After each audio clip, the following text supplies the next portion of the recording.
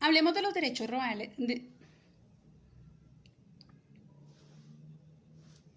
Hablemos de los derechos reales que se generaron en la época de Roma y que muchos se mantienen actualmente. Eh, Empecemos por definir qué es cosa, que es de donde se genera el tema de derecho real, que es como esa relación que hay entre las personas y entre las cosas. Cosa viene del latín res, que quiere decir que quiere decir cosa, y cosa es todo lo que le genere riqueza a una persona. En Roma se generaron varias terminologías para este término de cosa. Una de ellas era la pecunia, que tenía que ver con el dinero. Otra con la familia, que era cuando empezabas a ser parte de una familia y empezabas a generar riqueza. Y otro es el patrimonio, que son todas esas cosas que tú tienes que pueden ser heredadas después de tu muerte. Vino otro tema de derecho real, que es la posesión, que es como ese derecho que tú tienes de gozar del fruto, del beneficio de una cosa, de un pedazo de tierra, de muchísimas cosas. En Roma, esta posesión se generaba por medio del Estado. El Estado eran los encargados de generar esas posesiones a ciudadanos romanos que tenían el derecho de disfrutar de todo el beneficio que generara esta tierra. Está la propiedad. La propiedad es el derecho de tener esta cosa y gozar de absolutamente todo el beneficio que genere la cosa.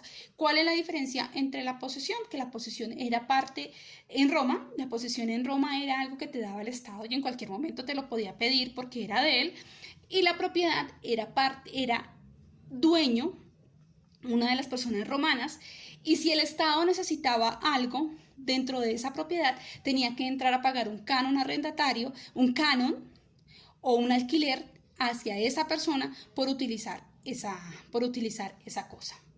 En el tema de la propiedad se divide en dos, quiritaria y bonitaria. La quiritaria era cuando se cumplía con absolutamente todos los requisitos del Estado para acceder a esta cosa, y la bonitaria era cuando no cumplías alguno de los requisitos, por lo menos uno de los requisitos era ser ciudadano romano. El derecho real sobre cosa ajena era básicamente este derecho que se tenía sobre la servidumbre. Las servidumbres eran esclavos y servidumbre viene del latín servus, que significa servir. Entonces eran esos esclavos que estaban pendientes de todo lo que necesitara este dueño, de estarle sirviendo, de estarle colaborando, de serles útiles, y hacían parte de la riqueza de este ciudadano romano. Hoy en día, pues esto ya no se maneja, ya no tenemos esclavos, todo esto ha evolucionado con el tema, con el pasar de los tiempos, pero en Roma las personas que eran esclavas eran reconocidas como cosa y no se reconocían como personas. Había otro tema de derechos romanos, que es el derecho de superficie. El derecho de superficie era esta diferencia que les estaba contando que hay entre el tema de propiedad y entre el tema de posesión. La superficie era cuando usted era poseedor de un territorio y todo lo que hicieran dentro de este territorio pasaba a ser parte del dueño del territorio. Las únicas personas que tenían derecho a hacer algo sobre el territorio sin que esto se perdiera era el Estado romano. Pero ¿cómo lo tenían que hacer? Por medio de un alquiler y por medio de un canon hacia la persona que era dueña de ese territorio.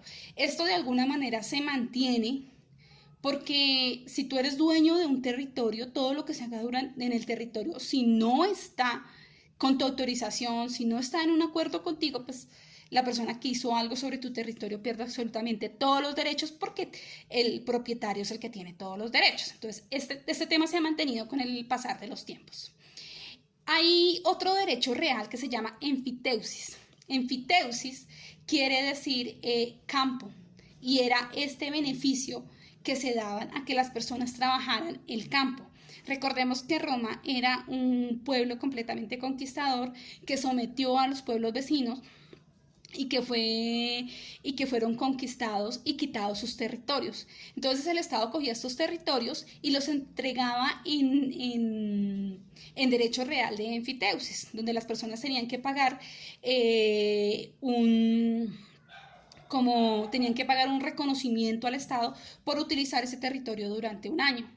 Y todo lo que generara el territorio generaba beneficio para la persona que tenía esta tierra. que estaba trabajando esta tierra.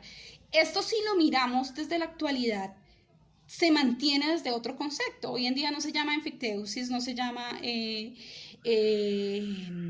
como ese tema del Estado no es tan marcado, pero sí pagamos algo que se llama impuesto predial, que es como ese proceso de arrendamiento, como ese derecho a utilizar cierto territorio durante un año. Igual tú tienes todas las garantías de que todo lo que se haga durante ese año, durante ese territorio, todos los beneficios que hayan en ese territorio son de parte del propietario. Hay otro derecho real que nació en Roma que es súper importante, que es el derecho de garantía. El derecho de garantía básicamente se generó para proteger al acreedor, donde se generan unos derechos accesorios como la prenda, la hipoteca y el goce, que son tres tipos de derechos accesorios que garantizan que se cumpla como ese requisito, que se cumpla esa obligación que tiene el deudor con el acreedor. Entonces, esto nació en Roma, pero si lo vemos actualmente todavía se mantiene con un tema de contratos, con un tema de hipoteca, con un tema de prenda, con un tema de letra. Se mantienen todavía como esa protección al acreedor y ese cumplimiento que se da al deudor con un tema de derecho real.